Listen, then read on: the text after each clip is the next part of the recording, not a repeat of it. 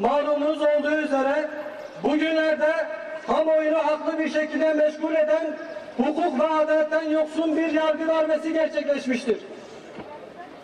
Ülkemizin her tarafında hayırlı etkinlikleri ve çalışmalarıyla hepimizin yakından bildiği farklı il ve ilçelerde 20'den fazla şubesiyle hizmet veren Mustazaflar hakkında kamuoyunu yanıltmak için ortaya atılan itham ve iftiralarla gerçekmiş gibi yandaş medyaya servis edilmiş, yandaş yargıda ısmarlama kararlarıyla bu tezgaha ortak olmuştur. Hiçbir surette gerçeği yansıtmayan ve varsayımlardan öteye geçmeyen iddialarla verilen bu karar hukuktan uzak olup tekçi zihniyetin farklılıklara tahammülsüzlüğünü göstermektedir. Tekbir! Tekbir! Tekbir! Hükümet ve meclis temel hakların keyfi kararlarla gasp edilmesini ve sürekli yeni mağduriyetlerin oluşmasının önüne geçmek için süratle adım atmalı, fikrinden yana çabalarından hoşlanılmayan muhaliflere keyfi yasaklar getirme tutumunu sonlandırmak için gerekli düzenlemeleri yapmalıdır.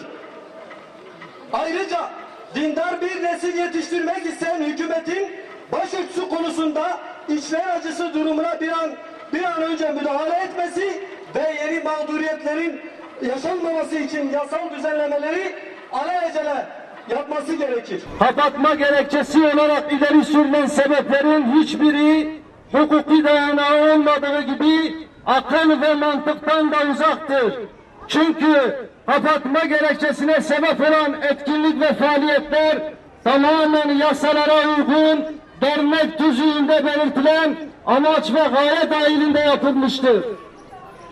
Mustazaflar'ın kapatılmasına sebep olarak gösterilen faaliyetler şunlardır: kutlu doğum etkinlikleri düzenlemek, Şeyh Said ve Bediüzzaman Hazretlerini anma etkinlikleri düzenlemek, fakir ve muhtaç ailelere yardım etmek, Mescid-i Aksa'ya sahip çıkmak, mazlum ve mustazaf Kürt halkının insani ve İslami haklarını savunmak.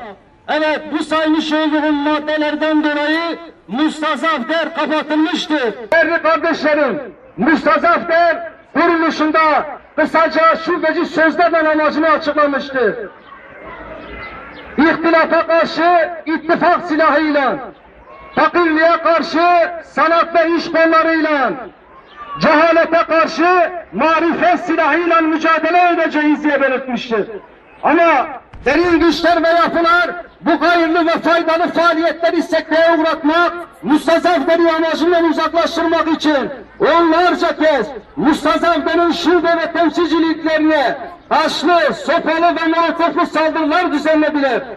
Karşılarında ise kurulan tuzakların farkında olan, oyuna gelmeyen, hileleri bozan sabırlı ve sebatlı bir camia gördüler. Amacına ulaşamayan bu malum güçler ve yapılar dernek yönetici ve üyelerine komplolar kurdular.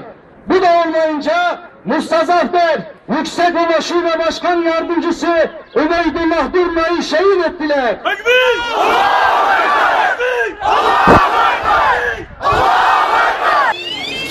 Tam bir yıl geçti. Bir yıl. Ve hala katiller yakalanmadığı gibi mahkeme dosyaları rafa kaldırılmıştır. Ve soruyoruz, katilleri kim koruyor? Yoksa işbirliği mi var? Tekbir! Tekbir! Tekbir! Yeni anayasa yapılıyor. Müslüman kendi vatanında rahat nefes alacak zannediyorduk.